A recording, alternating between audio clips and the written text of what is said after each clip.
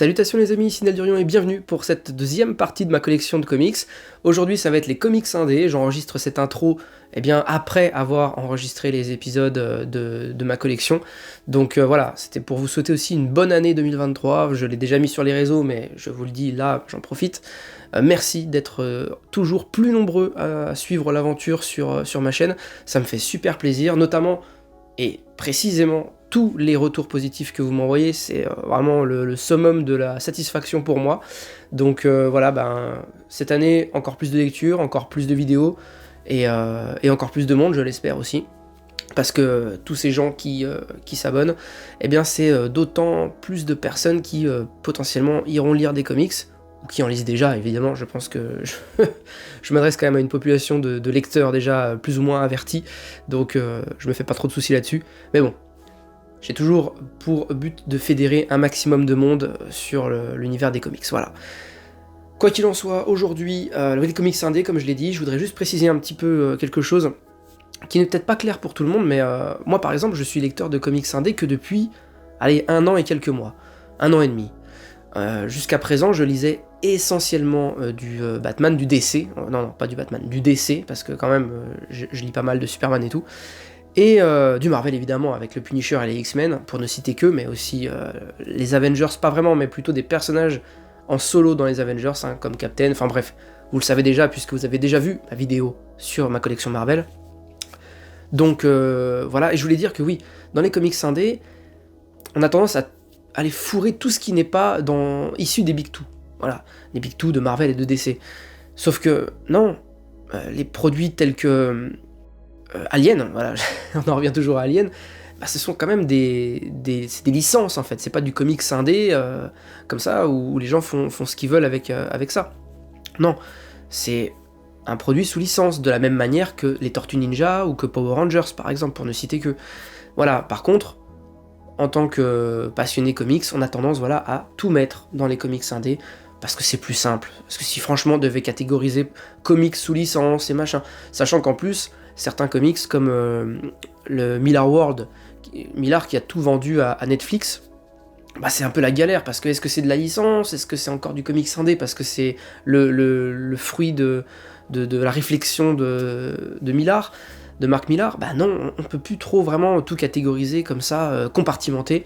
Alors on va faire des gros ensembles, les Big Two, c'est Marvel et DC, l'univers Valiant, hein, je vais en parler dans ma 4e vidéo je crois, ou c'est ma 3e, je sais plus, bref, bah vous le saurez, bientôt. Et voilà, on va faire des catégories quand même bien épaisses, où on peut ranger un maximum de choses dedans pour que ce soit le plus facile à comprendre. C'est parti, j'espère que le format vous plaira tout autant que le premier, auquel vous avez d'ailleurs réservé un très bel accueil, je suis très content.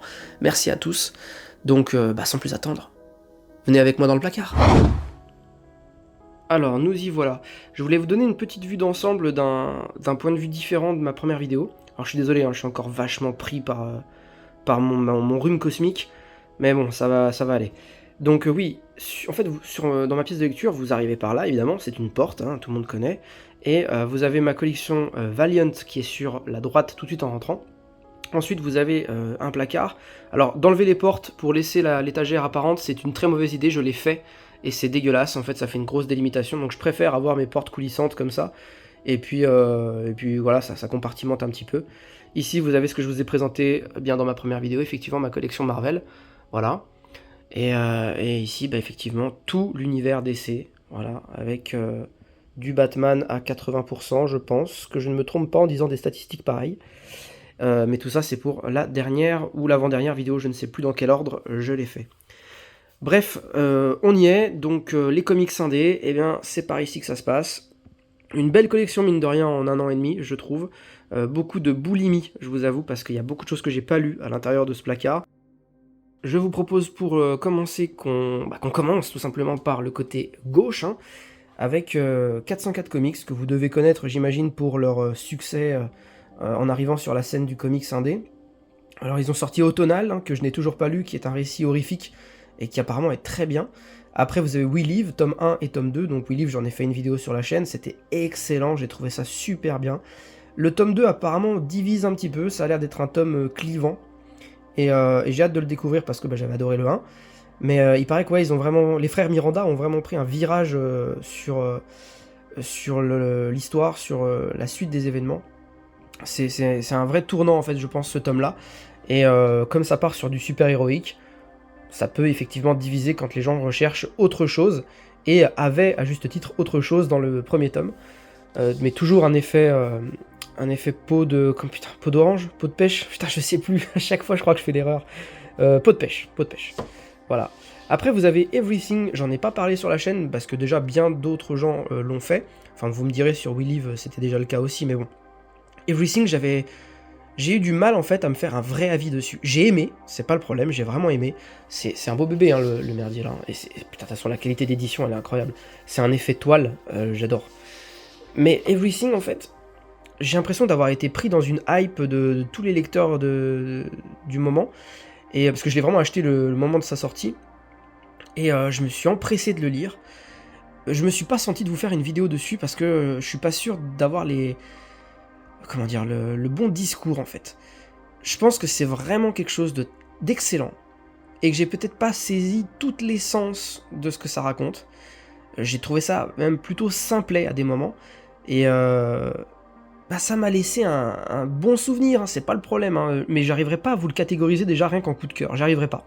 Donc je pense que c'est quelque chose que je relirai un peu plus tard, et à ce compte-là, peut-être vous faire une review le moment venu, donc quand toutes les étoiles seront alignées. Hein.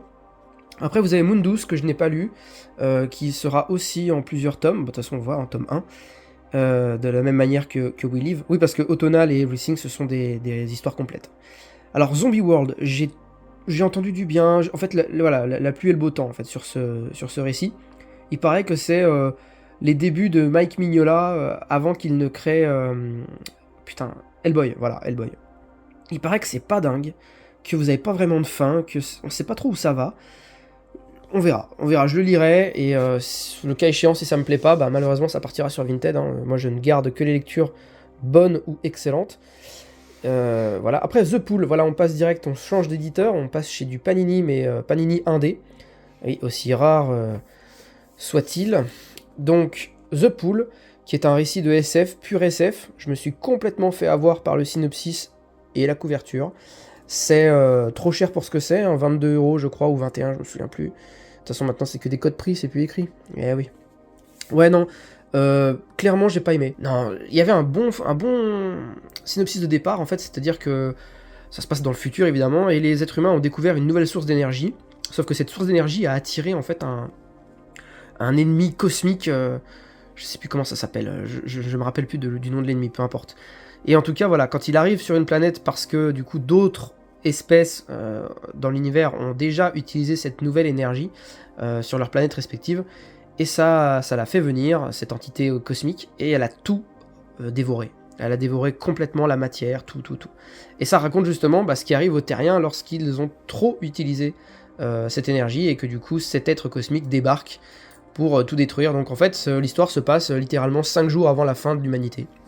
Donc voilà, là comme je vous le présente, je pense que vous avez un petit peu envie de le lire. Ne le faites pas, c'est du temps perdu, c'était vraiment pas top du tout. Après, plus réjouissant, Ultraman, dont je vais vous parler, en vidéo, c'est sûr. J'attends juste de me procurer le tome 2 et d'avoir le temps de le lire. Et pour vous faire une vidéo de ces 2 tomes d'un seul coup, parce que là, les origines, c'est un petit peu trop facile de le mettre en coup de cœur, parce que c'est du comics un peu doudou. Voilà, moi, Ultraman, j'étais gamin quand j'ai connu ça, donc forcément...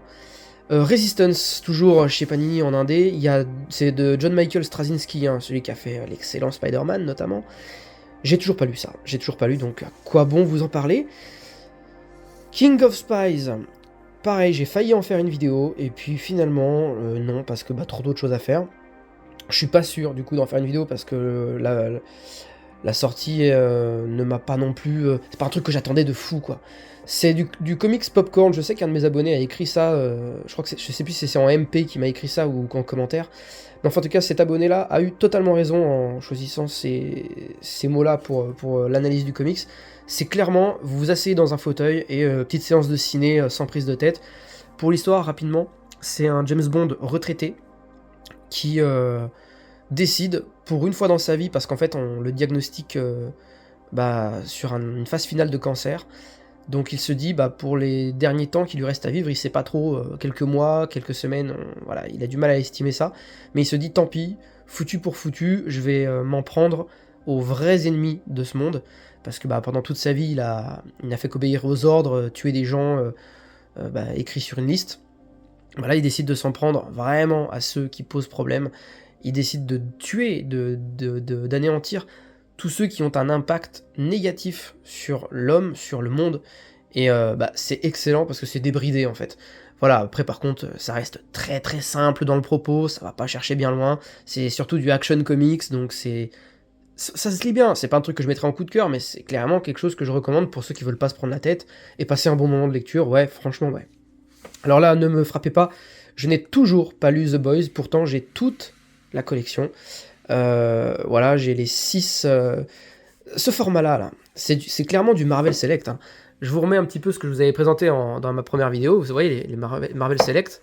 Voilà, ce format souple, avec une pagination plus que honorable. Et bien là, c'est clairement le même système.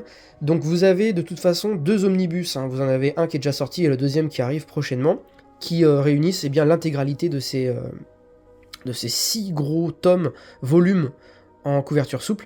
Il me semble qu'il y a un autre truc, je sais plus. Je crois qu'il y a un tome qui n'est pas, j'allais dire nommé, non, qui n'a pas d'indicatif numérique, qui existe, je sais plus ce que c'est, ça doit être un spin-off ou alors une histoire annexe, je sais plus, qui doit être dans les omnibus du coup. Bref, on passe, faut que je lise hein, The Boys, hein, je lirai The Boys, vous inquiétez pas. On passe sur iComics, un éditeur que j'aime beaucoup, bah, de toute façon les éditeurs qui sont ici, je les aime tous, mais iComics en particulier parce que Tortue Ninja, mais peu importe. Pour l'instant, on est sur Crossed, que je vous ai présenté en vidéo récemment, voilà, qui est horrible, mais je vais pas y revenir. The Few, qui était ma première acquisition chez iComics, qui est un comics très très dense de lecture, c'est quelque chose que je me vois pas vous présenter demain en vidéo, ça nécessite une relecture de ma part, et une analyse post-lecture aussi, puisque c'est un sacré morceau. C'est pas forcément... Déjà, il y a une bonne pagination, oui, mais c'est surtout dans le propos et tout, il faut bien tout saisir, donc ça mériterait une autre lecture et que je vous en parle ensuite. Mais en tout cas, j'avais bien aimé. These Savage Shores, qui a fait grand bruit, et pourtant personne ne l'attendait, c'est l'un des récits qui a propulsé Ramvi. Ramvi qui est en train de faire fureur en ce moment, et à juste titre, puisqu'il est extraordinaire comme mec.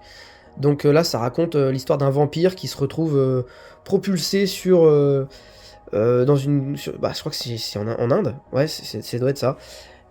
Oui, je ne l'ai pas lu, hein, vous avez compris. Donc je vais le lire bientôt aussi. Je l'ai acheté très récemment, en vrai. À ma décharge, j'ai dû l'acheter il y a 1 mois. Voilà, oui. Bleed Them Dry ensuite, que je n'ai pas lu non plus. We Only Find Them, j'ai acheté les 2 tomes parce qu'on m'a dit qu'il fallait pas lire le 1 sans le 2. Bon, je me suis dit, quitte à faire, je vais attendre les 2. C'est chose faite, mais comme vous pouvez le voir, ils sont très bien rangés. Voilà. Tortue Ninja classique, et après je vais ouvrir l'autre porte parce que sinon c'est trop chiant. Tortue Ninja classique, alors ça c'est vraiment génial, hein, c'est les histoires originelles des Tortues Ninja par Kevin Eastman et Laird. Donc très très bien, mais à pas mettre entre toutes les mains, et peut-être pas non plus comme point d'entrée idéal et frais, parce que oui c'est un point d'entrée, mais pour moi le vrai point d'entrée il est là, c'est le tome 0, qui réunit à lui seul les 4 premiers tomes parus chez Soleil Édition. Mais bon, tout ce que je vous dis là, ce sera bien mieux expliqué dans mon guide de lecture Tortue Ninja que je vous prépare. Voilà. Allez, on switch de porte, c'est parti. Sans surprise, on arrive de l'autre côté, et oh, incroyable, du Tortue Ninja en pagaille. Ah oui, bah tout à fait. Et bah ouais, donc Tortue Ninja Classics laisse place à Tortue Ninja Villains, qui est un recueil en fait de toutes les histoires qui s'attachent à définir les antagonistes de la série Tortue Ninja, donc Alopex, Shredder, tout ça, enfin bref, il y a plein de mecs.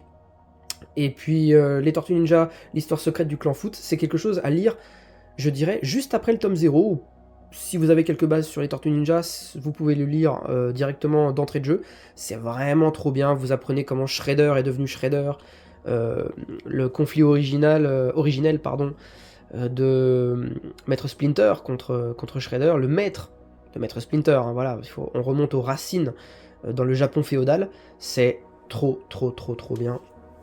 Ouais, je peux pas tout vous montrer, en plus c'est trop compliqué, mais les dessins de de Matheus Santoluco, de toute façon, sont extraordinaires et rendent vraiment honneur au récit. Vous voyez un petit peu la dinguerie que c'est? Voilà, Matheus Santoluco, c'est ce genre de choses. Hein. C'est que le mec est juste trop fort, en fait. Vraiment. C'est impeccable. Donc voilà, l'histoire du clan Foot, vraiment quelque chose de nécessaire pour approfondir le lore des Tortues Ninja. Donc après on part sur les 18 tomes, j'en ai 17 parce que le 18 vient de sortir et je ne l'ai pas encore acheté. The Last Ronin qui vient faire eh bien, la même chose que ce que le Chevalier Noir avec The Dark Knight Returns avait fait en son temps. Alors ça j'en ai fait une vidéo qui a été très bien reçue aussi, et heureusement parce que c'est juste mon comics indé. Même non, c'est mon comics préféré depuis ces 2 dernières années. Franchement, mais en toute subjectivité, c'est clairement ça. Alors à la manière de ce que je vous avais déjà dit dans ma première vidéo pour le rangement de mes comics, vous savez, j'essaie d'un petit peu de faire des choix logiques, enfin ce qui est logique pour moi, évidemment, ne l'est pas forcément pour tout le monde. Mais là par exemple, voilà, Tortue Ninja, du coup, crossover avec les Power Rangers, bam, on bascule sur les Power Rangers. Un petit peu comme ce que je vous avais montré sur... je crois que c'était avec les X-Men. X-Men, il y avait Wolverine, crossover Punisher, et hop, on basculait sur ma collection Punisher. J'ai fait la même chose en fait partout, y compris dans mes comics indés. Donc voilà, Mighty Morphin, donc là il y a de la VO au taquet, hein, vous avez des énormes pavés comme ça, en softcover de chez Boom Studio.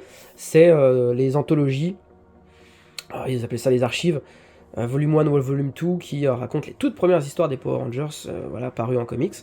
On poursuit avec le super travail de Glénat Comics, qui avait sorti 4 tomes de la série principale, et un spin-off Power Rangers Pink, qui donc concernait Kimberly. Alors, Kimberly qui est le Power Rangers que j'aime le plus avec le cher Power Ranger Red.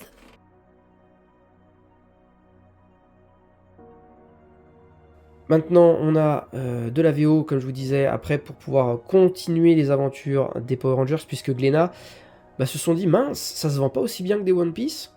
Du coup, comment on fait? On arrête. Voilà, donc tout le monde a été très déçu.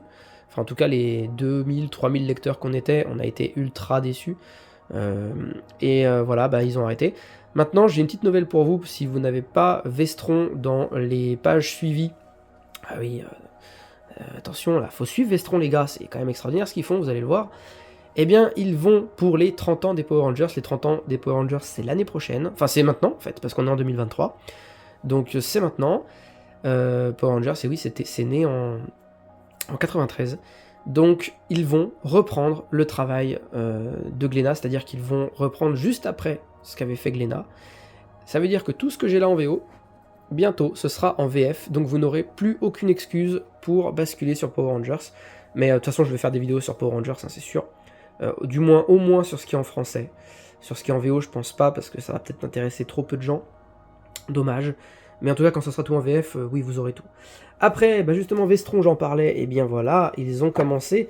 En fait, Vestron s'est dit, on va poursuivre plutôt le rythme de parution actuel US. Donc ils nous sortent déjà les spin-offs les plus récents, hein, Soul of the Dragon qui raconte un petit peu comment le Power Ranger vert a vieilli. Je rappelle, Tommy Oliver. Après vous avez Dracon New Dawn, voilà. Donc du softcover sur des formats que moi j'adore. Franchement, Vestron c'est un éditeur que je kiffe trop. Faut que je vous en parle un peu plus sur la chaîne, mais... je pense que ça va arriver avec Transformers, c'est clair et net. Bon bref, voilà. Là, vous avez la série, justement, actuelle, qui est en double série, puisqu'il y a les Power Rangers Unlimited Mighty Morphin, et vous avez les Power Rangers ici. Vous voyez, il y a un tome 1 à chaque fois, et un tome 2 ensuite, et ainsi de suite. Power Rangers Unlimited Power Rangers, voilà, qui n'est pas Mighty Morphin. Voilà. Après, les deux séries se sont connectées, hein, à l'heure où je vous parle. Maintenant, c'est mélangé. Mais comme à l'époque, vous aviez les Mighty Morphin Power Rangers et vous aviez les Go-Go Power Rangers à côté. Bref, je passe trop de temps à tout vous expliquer alors que je ne devrais pas faire ça. Gloire à Megatron chez Kurokawa, voilà, qui est très bien, franchement, moi j'aime beaucoup. Après, je suis pas du tout objectif, vous le savez. Dès que c'est des personnages de pop culture qui ont bercé mon enfance, et un peu plus que ça même, j'ai pas du tout d'objectivité, de toute façon j'en ai jamais. Mais bon, Transformers, voilà, avec cette jolie petite frise ici, là, avec la petite tête des Autobots. Donc ouais, plusieurs séries, la série principale, hein, qui est directement connectée avec le crossover que je vous présenterai après, qui s'appelle Revolution. Ensuite vous avez voilà, une série connexe et spin-off du coup, Transformers Galaxies. Et puis ça, je sais plus l'intitulé que ça, mais... Ah oui voilà, c'est des petits trucs rigolos. Genre Transformers, crossover, retour vers le futur, enfin des dingueries. Pour vous dire, dans ces dingueries-là, il y a genre Transformers, crossover, Little Pony. Bref, c'est un truc que je dirai jamais. Là, vous avez un Transformers G.I. Joe, par exemple. Bref, je vous montre trop de choses, là, ça va durer un milliard d'années. Je suis vraiment désolé, au pire, vous avez qu'à venir chez moi, puis je vous en parlerai un peu mieux. Mais là, pour le moment, en vidéo, ça va être trop chaud. On repasse de l'autre côté, avec justement la suite de Vestron, évidemment. Un truc que j'ai trop kiffé. J'adore Lovecraft, moi. Je suis quelqu'un qui aime beaucoup son travail. Et Lovecraft Infestation, Transformers, les Tortues Ninja, G.I. Joe et les vampires issus de 30 jours de nuit. Je sais pas si vous avez déjà vu ce film avec des gens qui sont... je sais plus où c'est. Je sais pas si c'est en Alaska ou si c'est carrément au pôle Nord, je me rappelle plus. Bref, je crois qu'il est sur Netflix le film. Et ouais, c'est avec des vampires, etc. Et là, ils ont fait un putain de crossover où tout le monde...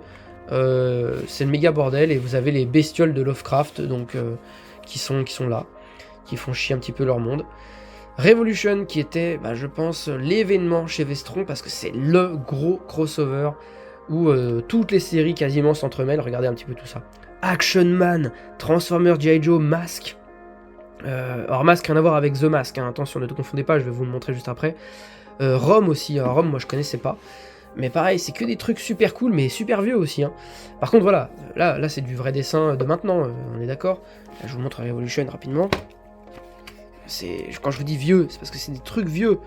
Mais les dessins sont incroyables. Regarde. Regardez-moi ça, mon dieu, mais regardez-moi ça. Non, mais c'est fantastique. J'ai pas lu la suite de Revolution encore. Je sais qu'après, il y a Revolutionaries, First Strike, et après, il y a Revolution 2. Il me semble, je l'ai même pas encore. Vous avez qu'à voir. J'ai trop de choses sur le feu. Du G.I. Joe, justement, avec ça que j'ai lu, que j'ai trouvé super bien. C'est pour l'instant en 2 tomes, mais normalement, j'espère qu'il y a une suite. Hein. De toute façon, c'est censé, vu comment se termine le tome 2, c'est censé. Ça, c'était très bon. Après, vous avez des petits trucs voilà, individuels comme Snake Eyes. Là, on a un petit peu de Tortue Ninja. Je sais pas trop ce que ça vaut, parce que le dessin me fait très peur, mais je lirai, évidemment.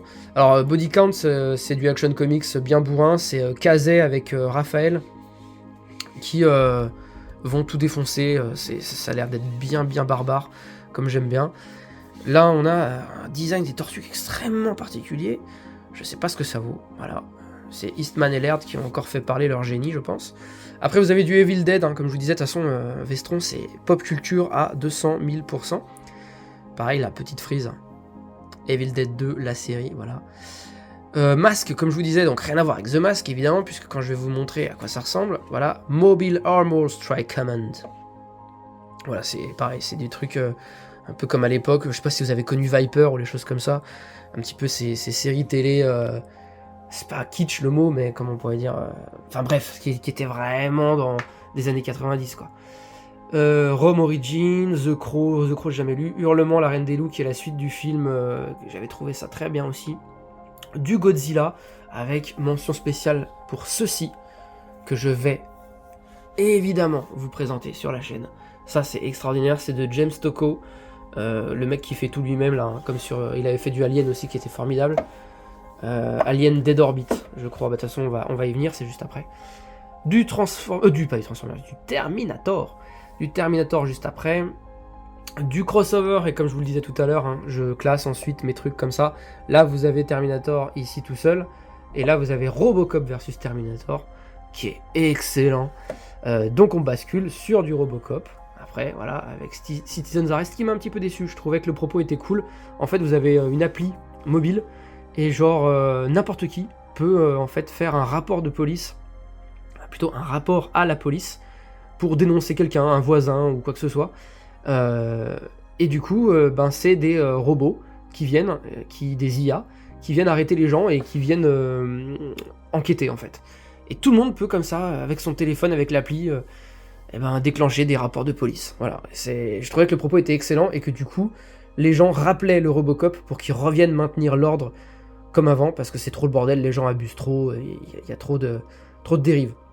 Là, vous avez une très très belle édition de Robocop de Frank Miller, mort ou vif, en édition, je sais plus comment ça s'appelle ça chez Veta. C'est des éditions ultimes, quoi, en cartonné. Franchement, si je vous dis le prix auquel j'ai acheté ça et le prix que ça vaut normalement, vous allez sûrement vous désabonner, donc je vais pas le faire. Alien Frenzy qui porte bien son nom, parce que je pense que tout le monde a pété un plomb en faisant ce truc. Là-dedans, vous avez littéralement 50 dessinateurs différents sur ce truc. C'est n'importe quoi. Et du coup, ça donne n'importe quoi. Là, ça commence bien. Et en fait, vous tournez une page et bam, vous allez voir, ça va changer complètement de dessin. Ce n'est pas le cas pour l'instant. C'est pas le cas pour l'instant. Ah, si, je crois que là, ça y est, c'est le cas. Je vous avoue que je fais même plus la différence. Il y a un moment donné où c'est... Ah, voilà. Vous voyez, comme ça devient flagrant, là. Ça devient un cartoon de ouf. Bref, c'est un délire. C'est un délire que se sont fait un collectif. J'ai pas du tout aimé. Non, ça sert à rien du tout. Mais bon, je suis complétiste sur Alien, alors voilà. Alien Absolution, pareil, ça c'était cool quand même. Hein. C'est trop court, mais c'est cool. C'est un homme de Dieu, voilà, qui se retrouve dans l'enfer de ce qu'est une confrontation entre l'homme et l'alien sur une planète d'apparence pacifique, mais qui, une fois que l'alien est arrivé, l'est beaucoup moins. Et en fait, voilà, c'est un mec, c'est un prêtre, en fait, limite, c'est un prêtre, le gars. Et du coup, on voit ça d'un autre œil, je trouve, la menace. C'est pas au travers des yeux d'un Marines bien bourrin. Là, c'est plutôt un mec qui a des croyances, qui a la foi, et qui au final se retrouve confronté à une horreur indicible en la créature de l'alien. Voilà, après on a des petites dingueries comme Alien Pig, Purge, tout ça, mais je vous en parle pas parce qu'en fait ça va être dans l'omnibus. Donc ça viendra les gars. Patience. Là vous avez le cycle Prometheus, Fire and Stone, et ensuite Life and Death. Ça c'est très très très très bon. Je sais pas si ça sera dans l'omnibus. J'ai pas encore fini mon omnibus, mais je sais pas dans lequel c'est. Si c'est dans le 1 ou dans le 2, faut que je revoie mes sommaires. En tout cas, ça je vous en parlerai, c'est obligatoire. Vous avez vu la frise là ? Avec l'ingénieur qui est derrière. Trop beau, hein. Ici, du Alien. Alors là, du Alien, il y en a à la pelle. Vous avez la série originale qui fait suite directement au deuxième film de James Cameron, Aliens avec un S, le retour. Et après, ça part sur des histoires complètes, hein, comme Alien Perdition, Dead Orbit, hein, ce que je vous disais de James Stokoe. Voilà, James Stokoe, ça c'était très très bon ça. Alien Cendre, putain, il y a des choses que j'ai lues il y a tellement de temps par contre. Bref, ensuite, de l'Alien, on bascule naturellement sur le Predator, hein, qui est son antagoniste. Et voilà, avec Predator Concrete Jungle, Chasseur, qui est en 3 tomes normalement. Pourquoi mon focus ne se fait pas ? Voilà. Bref, plein de choses bien. On bascule maintenant sur du Delcourt. Faut que j'avance parce que sinon ça va mettre 1 heure. Oblivion Song, que je n'ai pas encore lu. J'ai l'intégralité de la série, ça c'est sûr. C'est de Robert Kirkman, hein, celui qui a fait Invincible, ou plus populaire encore, Walking Dead. Voilà, donc j'ai hâte de voir ce que ça donne. Je peux pas trop vous en parler, je me souviens plus d'une synopsis, donc je vais pas vous faire n'importe quoi en vous racontant quoi que ce soit. Ultra méga, j'en ai fait une vidéo sur la chaîne, c'est excellent. Le 2e tome sort cette année, j'espère pas trop tard parce que j'ai trop envie de me remettre dedans. Et là, vous avez quelque chose que je dois vous expliquer. J'ai pété un plomb il y a quelques mois. Je m'assois, désolé, parce que là, j'ai trop mal. Il y a quelques mois, je me suis procuré un premier comics de Ed Brubaker et Sean Phillips. C'était Reckless. Je sais plus lequel, par contre, parce que il n'y a pas marqué tome 1 ou tome 2, tome 3, je sais plus. Bref, j'ai pris un Reckless, je l'ai lu, et j'ai fait, putain, c'est quoi ce délire ? Et j'ai tout acheté. Tout le travail de Ed Brubaker et Sean Phillips, j'ai tout pris. Incognito, Criminal, d'ailleurs l'intégral tome 2 arrive. Je crois que ça sort la semaine prochaine. Hein. Kill or Be Killed, pareil, complet. Voilà, donc j'ai hâte de vous en parler, parce que alors là, franchement, c'est de la nouveauté pour moi, hein, complètement. Undiscovered Country, en fait, les États-Unis se sont fermés au monde, et des années après, un groupe de gens plutôt qualifiés dans divers domaines décide d'y aller et de voir qu'est-ce qui s'y passe en fait. Voilà, c'est tout ce que je peux vous en dire, j'en ai pas encore lu. Spawn, évidemment, qui a été ma grosse révélation cette année. J'ai profité de l'édition anniversaire, puisque Spawn avait 30 ans, justement. Hein, je dis avait parce qu'on est en 2023 maintenant, les gars, attention. Spawn avec cette superbe, de toute façon je vais pas vous la remontrer, vous l'avez déjà vu dans ma vidéo, mais magnifique édition avec la couverture original comics. Ça, Spawn, je continue d'ailleurs actuellement, puisque c'est trop bien. J'ai quand même pris le Spawn Renaissance, qui est apparemment aussi un point d'entrée, ce que n'est pas, et je précise parce que j'ai entendu beaucoup de conneries, Spawn... King... Attends, comment c'est? Putain... King Spawn. Je confondais avec Venom King in Black, mais non, rien à voir. Spawn, voilà, donc King Spawn n'est pas du tout un point d'entrée possible dans l'univers de Spawn. Par contre, Spawn Renaissance, a priori, en est un, mais je peux pas vous en parler, je l'ai pas lu.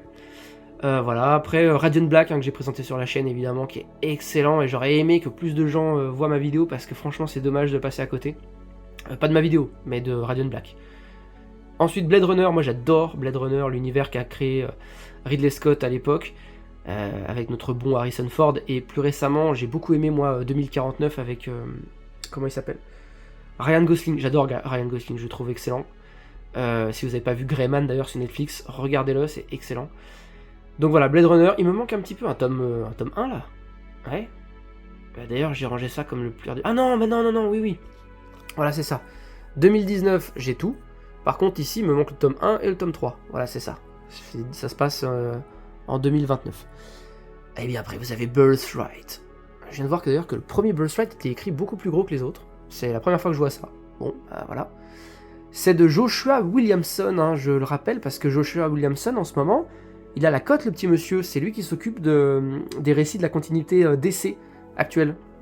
Donc avec l'ère Infinite, et surtout l'ère post-Infinite. James Bond chez Delcourt, toujours, ça c'est très bien, j'ai lu que le premier là, j'arrive pas à prononcer ce nom, mais c'est Vargr. Voilà, j'ai lu celui-ci et j'ai trouvé ça très bon, donc je me suis procuré les deux autres et je les ai mis là pour décorer ma Kallax. Donc, on bascule à côté maintenant, on arrive sur 4 petits volumes en couverture souple de Walking Dead. Franchement, j'ai acheté ça, je crois que c'était pour essayer, mais je suis tellement dans la série TV que j'ai presque terminé, d'ailleurs j'en suis à la saison 10, que peut-être qu'un jour je me mettrai aux comics, mais pour l'instant c'est vraiment histoire de dire. Hein. Sons of Anarchy, si vous n'avez pas vu la série, c'est exceptionnel, Sons of Anarchy. Là c'est aux éditions Label 619, ouais c'est ça, Label 619. Alors les comics n'apportent pas grand chose, ça se veut plus comme un complément de la série, sur des petits personnages qui n'ont pas eu beaucoup de traitement en profondeur, bien là voilà ils sont abordés. Après, vous basculez sur du Street Fighter aux éditions Albin Michel, c'est tellement vieux. Après, ça passe chez Urban Comics avec Akuma, l'origine story d'Akuma, Génération Alpha. Voilà. Mortal Kombat, c'est l'histoire du jeu, du Mortal Kombat 10. Voilà. Matrix, l'intégrale des comics, je veux pas en parler parce que c'est... Je suis trop énervé avec le 4ème film. Voilà, donc je veux pas en parler. C'est... En plus, je crois que c'est l'intégrale des comics, là, c'est que des trucs qui étaient parus en démat. Et ils en ont fait une compile, ils ont foutu ça dans un gros volume et ils ont vendu ça 30 balles. Et moi je l'ai acheté. Super. Là vous avez quelque chose de très rare. Ouvrez bien vos yeux. Car ceci, messieurs, dames, c'est l'intégralité des comics Gears of War. Et j'en ai chié du sang et j'en ai pleuré des larmes pour me procurer la série entière. Parce que oui, le tome 1, vous allez le trouver à 10 €, parfois même moins, sur Vinted et compagnie. Mais une fois que vous allez arriver post-tome 2, chaque tome est vendu environ 60, 80 ou pire encore euros l'unité. Voilà. Moi, si je vous disais au prix où j'ai payé les 4, vous allez vous désabonner encore une fois. Seven to Eternity, alors là clairement je me suis fait avoir par la couverture et c'est trop beau. Franchement ces éditions chez Urban avec le petit ruban marque-page là, c'est une dinguerie totale. Je ne sais absolument plus de quoi ça parle. Tout ce que je sais, c'est que je l'ai rangé à l'envers. Et ça, c'est très emmerdant. Voilà. J'en profite pour vous montrer la couverture. Ça a l'air très chouette. Hein. De Rick Remender, en plus, c'est pas n'importe qui, le monsieur. Il a fait Deadly Class et il a fait plein d'autres choses. Voilà. Sleeper de Ed Brubaker et Sean Phillips. Je l'ai mis ici parce que c'est du Urban Comics, mais sinon il serait à côté de ses potes. Un peu plus haut, comme je vous ai montré tout à l'heure. Descender, qui est un excellent récit de SF, dont j'ai lu qu'un seul tome. Voilà. Tokyo Ghost, intégralité. En 2 tomes, voilà. East of West, j'ai lu que le premier tome, c'est un peu spécial. Je vais pas vous faire l'affront de vous donner le synopsis parce que clairement, je me souviens plus vraiment. Mais il y a une histoire de démon qui revient pour voir sa bien-aimée. Et du coup, il va déchaîner les enfers sur Terre. Enfin, c'est de la SF, hein. J'aime trop la SF. Sea of Stars, qui est caché là-bas, faut absolument que je lise ce truc, c'est une histoire complète, c'est de la SF aussi. De toute façon, moi je suis fou de la SF si vous l'aviez pas encore compris. Sea of Stars, il y aura une vidéo. Il y aura une vidéo parce que ça me chauffe de ouf.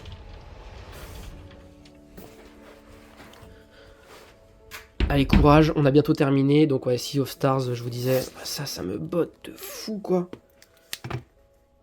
Jason Aaron, bah oui, voilà, Jason Aaron, purée. Mais pourquoi je laisse des trucs comme ça dans mon placard sans les lire? Moi, je suis dingue, moi. Attention à ce spoil là, c'est pas bien, c'est pas bien. Merde, c'est pas là. C'est là. The Six Gun, c'est un espèce de western un peu SF, il me semble. Je sais plus si c'est vraiment SF. Ou non, c'est un western un petit peu obscur. Putain, les gars, je l'ai pas lu. J'ai le truc complet, j'ai tout. J'ai pas lu. Alors, Department of Truth. Je vous en ai parlé à plusieurs reprises dans diverses vidéos. Il me faut le tome 2 pour vous en faire une vidéo.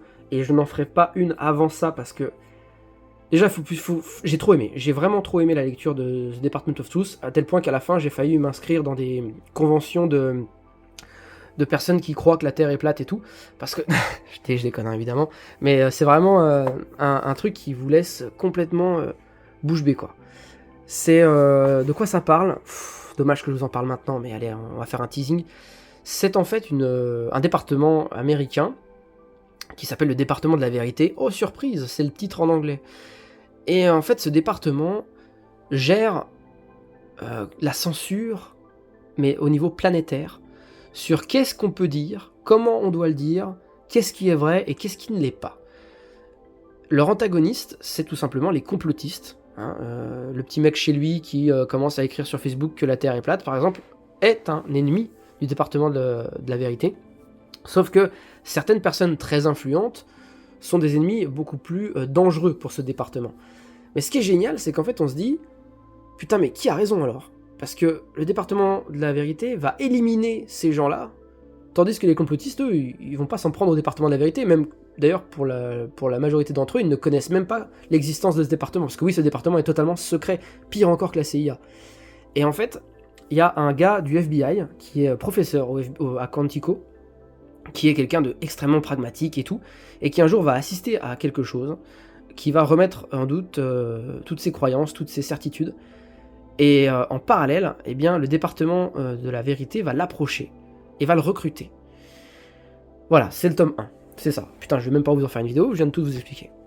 Et c'est trop bien, c'est vraiment trop bien, sauf que le dessin, mes aïeux, le dessin, il est horrible. James Tynion de Four, encore et toujours, accompagné au dessin par les êtres les pires du monde. Sérieux, qu'est-ce que c'est que ça? Non mais qu'est-ce que c'est que ces dessins? On comprend rien, on a l'impression d'être sous acide à chaque fois qu'on tourne une page. Mais regardez ça! Moi je n'aime pas du tout. Je n'aime pas du tout. Par contre je trouve que le personnage principal ressemble énormément au gamin dans Something is Killing. Vous savez, c'est du même auteur. Hein. James Tynion. Sur Something is Killing, le gamin là qui a des lunettes, j'ai l'impression que dans The Department of Truth, c'est le gamin, mais plus vieux. Vraiment. Voilà. Ouais, bah justement. Alors, crossover, je sais pas ce que ça vaut. On me l'a offert. Something is Killing, je vous en ai déjà parlé, c'est extrêmement bien. Il y a la suite qui sort bientôt. American Vampire, j'ai eu une offre sur Vintage, je vous avoue. J'ai acheté, je n'ai pas lu. Merci, au revoir. Je vais lire, bien sûr, un jour. Peut-être quand j'aurai 70 ans, hein, j'aurai le temps. Transmétropolitane, c'était surtout pour moi l'occasion de tester le format Urban Nomade. Voilà, et je me suis dit pourquoi pas acheter quelque chose que je ne lirai jamais dans un autre format, puisque Transmétropolitane, je suis passé totalement à côté. Comme beaucoup de choses d'ailleurs, puisque je rattrape mon retard aujourd'hui. Donc Transmet, bah on verra ce que ça donne. En tout cas, le format Urban, moi, me plaît beaucoup. Je suis lecteur de manga aussi, un petit peu. Donc ça me gêne pas. Ça me gêne pas que ce soit tout petit comme ça. C'est pas cher du tout. Franchement, foncez hein, sur la collection Urban Nomade. Il y a d'ailleurs la nouvelle vague qui arrive bientôt. C'est vraiment quelque chose qui vaut le coup. Bref, là on est un petit peu plus sur du franco-belge, même carrément, avec Samouraï en 2 intégrales, mais il y a encore plein d'autres tomes que j'ai pas. Yojimbot, voilà, Ça, c'est extrêmement bien. J'ai lu que le premier. C'est trop bien. C'est c'est SF, hein, évidemment, voilà. C'est un espèce de Ronin. Donc un Ronin, c'est un samouraï 100 mètres. Mais robotique, qui protège un petit garçon, voilà. Donc c'est très bien. C'est très bien. Putain, c'est ça, il faut que je lise le 2, hein, vraiment. J'avais vraiment adoré cette lecture. Format comics, hein, franchement, format comics et tout. Sylvain Repos, travail de fou furieux.